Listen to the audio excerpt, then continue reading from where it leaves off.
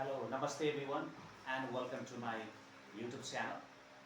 Uh, आज पनि हामीले this is second day of English language learning second class हो। हामी सेकेन्ड क्लासमा चाहिँ पनि केही बेसिक भोक्याबुलरीहरू पढ्नेछौँ हामीहरूले। हिजो चाहिँ हामीले 15-20वटा भोक्याबुलरीहरू हामीले पढेका थियौँ र today also we are going to discuss on some more vocabularies, more action verbs with their verb 2 form, verb 3 form, past, past participle, and their meaning also we'll discuss in this video. हामीले चाहिँ यो कुराहरू basic भनेको building blocks भनेको मैले पहिलो भिडियोमा पनि भनिसकेको छु। These are the building blocks of English language one है। भोक्याबुलरी भएन भने एक्सप्रेस गर्न सकिँदैन, nothing can be express. That's why let's write their verb 2 form and verb 3 form है। यसलाई हेर्दै गर्नु होला राम्रोसँग। होल्ड भनेको समात्नु, केही कुरालाई समात्नु भन्छ। यसलाई हामीले हेल्ड, verb 2 पनि के हुन्छ हेल्ड एन्ड हेल्ड। यसलाई समात्नु भन्ने हुन्छ, समात्ने काम होल्ड है। यसलाई होल्ड गरेको छु, I am holding a marker, so this is समात्नु भन्ने हुन्छ। लिभ, लेफ्ट, लेफ्ट लेफ्ट है, छोड्नु। यसको अर्थ के हुन्छ? छोड्नु भन्ने हुन्छ left. Next one is meet, meet, met, met भेट्नु। यो भनेको भेट्नु हो, कसैलाई हामीले भेट्छौँ, मिटिङ गर्छौँ होइन, त्यसलाई के भन्छ? भेट्नु भन्छ। Paid, paid, verb 2 is paid and past participle is also paid. Pay, paid, paid तिर्नु।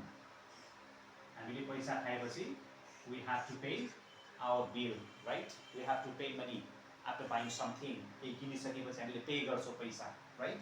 So this is pay. And write, wrote, written, write, wrote, written सवार गर्नु, सवार गर्नु भन्ने हुन्छ write, wrote, written, right? Ram is riding a horse. Ram चाहिँ के भयो त? हर्समा सवार गर्दैछन्। रिङ बजाउनु, बेल बजाउनु, रिङ, ऱ्याङ, रिङ, ऱ्याङ, रङ बजाउनु है। बेल बजाउनुलाई के भन्छ? हाम्रो चाहिँ रिङ भन्छ। Sent, sent, sent same one. Past and past participle are similar one. Sent पठाउनु, पठाउनु भन्छ। केही कुरालाई हामीले अथवा चिठी हुनसक्छ, कुनै माल सामान हुनसक्छ, यस सेन्ड गर्नु। Sing, sang, sing means sang, sung, sing sang sung गाउनु। यसको अर्थ के हो त? गाउनु भन्ने हुन्छ sing sang sung. Swim, swam, swim, swam, swim है। पौडिनु, पौडी खेल्छौँ, पौडिनु, पौडिनुलाई के भन्छ? स्विम, स्विम भन्छ। Next one throw, threw, throw, throw फ्याक्नु है। हामीले फ्याक्नुलाई के भन्छ? थ्रो, केही कुरालाई हामीले थ्रो गर्नु। वेयर लगाउनु, वेयर, वर, वर लगाउनु, लगाउनु, लगाउनुलाई कपडा लगाउँछ भने त्यसलाई वेयर भन्छौँ। Win, won, win, won, won जित्नु है। जित्नुलाई के भन्छ? वान भन्छ, विन भन्छ।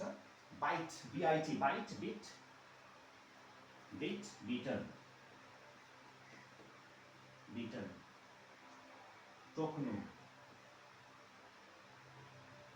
है। यो भनेको बिआइटी बाइट हो है। बाइट, बिट, बिटन, टोक्नु। जस्तै the dog bit my leg, right? The dog bit my leg, डगले चाहिँ मेरो खुट्टा काट्यो भन्ने। ब्लो, फुक्ने काम, ब्लो, ब्ल्यू, ब्ल्यू, ब्लो फुक्नु। Yes, children, let's say small children, they blow balloons, right? फुक्छन्, तिनीहरूले के गर्छन्? बलुनलाई फुक्ने काम गर्छन्। or let's say they blow balloons on the air, in the air.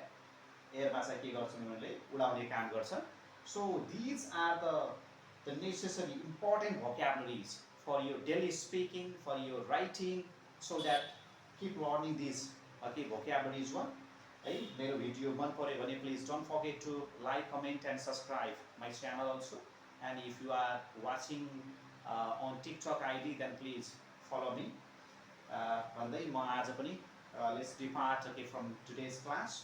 है यस्तै भिडियो लिएर म नेक्स्ट डे पनि आउनेछु. Please keep watching, keep supporting, and if you have anything else, please you can ask me, you can drop your comment there. कमेन्टमा मलाई चाहिँ mention गर्न नबिर्सनु होला. Thank you very much.